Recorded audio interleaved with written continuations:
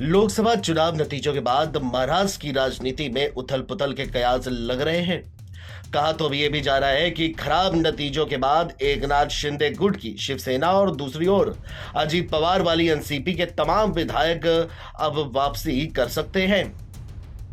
यानी इन दोनों दलों के विधायकों की फिर से घर वापसी हो सकती है। इस बीच विधानसभा में कांग्रेस के नेता सज्जन विजय वडेट्टीवार ने दावा किया है कि एकनाथ शिंदे की शिवसेना और अजीत पवार की एनसीपी के लगभग 40 विधायक उनके संपर्क में हैं।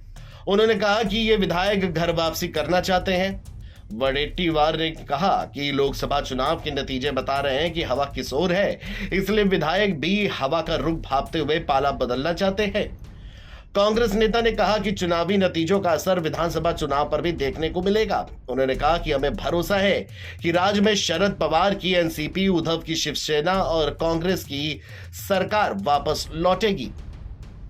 यानी महाराष्ट्र की सत्ता में एक बार फिर से महाविकास अघाड़ी की सरकार काबिज होगी। कांग्रेस लीडर ने कहा कि चुनावी नतीजों के ट्रेंड ये बताते हैं कि महाविकास अघाड़ी को राज्य की कुल 150 विधानसभा सीटों पर जीत मिली है, वहीं महायुति को 130 सीटों पर ही बढ़त मिली है। बता दें कि महाराष्ट्र में कुल 288 विधानसभा सीटें हैं। लोकसभा चुनाव के नतीजों को देखते हुए कांग्रेस, शरद पवार और उद्धव ठाकरे की उम्मीदें परवान चढ़ गई हैं।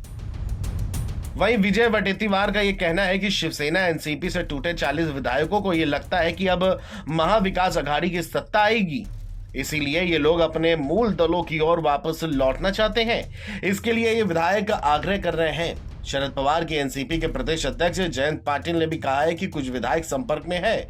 यही नहीं, सूत्रों का यह भी कहना है कि ऐसे कुछ विधायकों ने लोकसभा चुनावों में मदद भी की थी। अजीत पवार गुट के एक विधायक का यह भी हवाला देते हुए एक रिपोर्ट में यह कहा गया कि हम यहाँ केंद्रीय एजेंसियों से बचने के लिए हैं।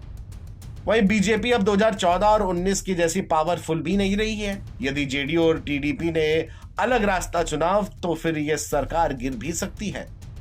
बता दें कि खुद अजीत पवार ने सोमवार को एनसीपी के 25 साल पूरे होने के मौके पर शरद पवार की तारीफ की थी। उन्होंने कहा था कि शरद पवार ने 25 साल पहले इस पार्टी को खड़ा किया था।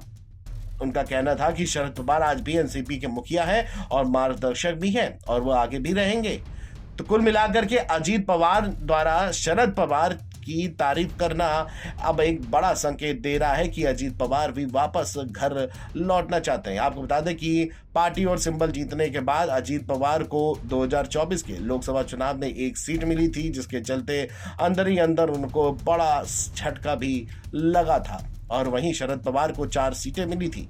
अब देखना यह होगा कि लोकसभा चुनाव के नतीजों के चलते क्या महाराष्ट्र में विधानसभा भंग होगी या फिर महाविकास अघाड़ी की सत्ता फिर से कायम होगी। Video desk, NBT online.